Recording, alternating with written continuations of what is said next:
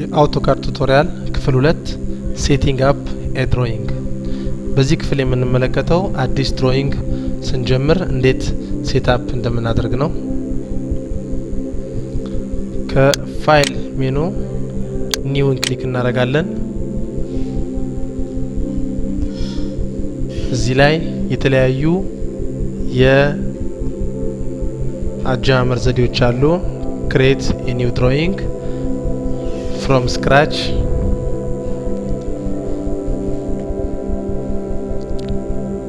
ሌላው use a template፣ ሌላው ደግሞ use a wizard የሚል ነው። የመጀመሪያው start from scratch የሚለው ዊንዶው ላይ የምንፈልገውን የሜዠርመንት አይነት እንመርጣለን። አንደኛው የኢምፔሪያል ወይም የፊት እና ኢንች ሴቲንጎች ያለበት ነው። ሁለተኛው ደግሞ የሜትሪክ ዩኒት ያለበት ነው።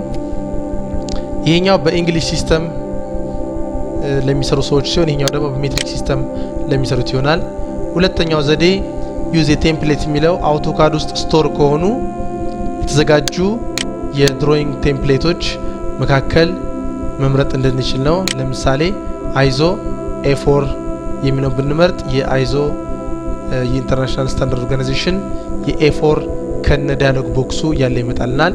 ኦኬ ብንለው በዚህ አይነት የራሱ የሆነ ታይትል ብሎክ ያለው የድሮይንግ ፔፐር ይመጣልናል።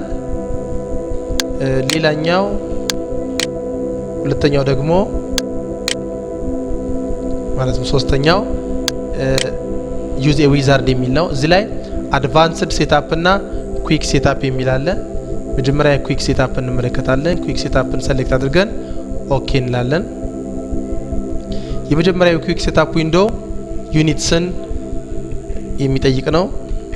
ስለዚህ እዚህ ዩኒትስ ላይ የተለያዩ ሜዠርመንቶችን እንመርጣለን።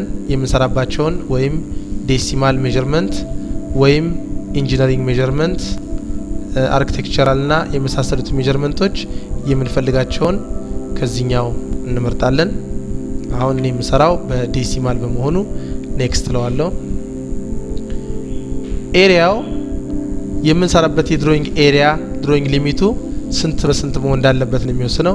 ለምሳሌ ለኤ3 ፔፐር 420 በ297 ዩኒት እንደሚሆን እንመርጣለን። ከዛ ፊኒሽ እንለዋለን። ስለዚህ ይሄ በዚህኛው የኩዊክ ሴትአፕ የአሰራር ስልት ነው። ሌላው ደግሞ አድቫንስድ ሴትአፕ ነው። አድቫንስድ ሴትአፕ እንመርጥና ኦኬ እንላለን። እዚህ ላይ እንደ ቀድሞ ዩኒት ሳለ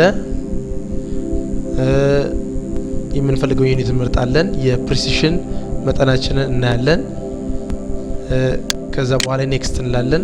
እዚህ ጋር ደግሞ የምንፈልገውን የአንግል ሜዠርመንቶች እንደ ሲስተሙ ይለያያሉ። ዴሲማል ዲግሪ መሆን ይችላል ወይም ደግሞ በዲግሪ ሚኒት ሰከንድ የሚለካበትም ሊሆን ይችላል።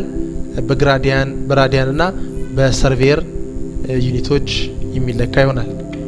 በዚህ አይነት የምንፈልገውን የዴሲማል ዲግሪ ለምሳሌ መርጠን ኔክስት እንላለን። የሚቀጥለው የአንግል ሜዠር ዳይሬክሽን ነው።